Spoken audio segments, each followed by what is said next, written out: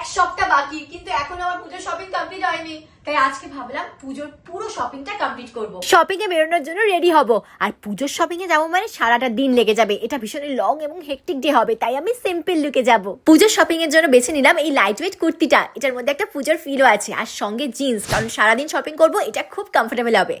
আর বেছে নিলাম আমার পছন্দের এই ঝুমকোটা। আমার টি জোন মানে নোজ আর ফোরহেডটা এত অয়েলি হয়ে যায় যেন অয়েল ফ্যাক্টরি, তাই আমি অলওয়েজ জেল ময়শ্চারাইজার ইউজ করি, যেটা হাইড্রেট করে বাট গ্রিজি লাগে না। বাই দ্য ওয়ে তোমাদের বলে দিই, এটা হলো plum rice water and niacinamide moisturiser.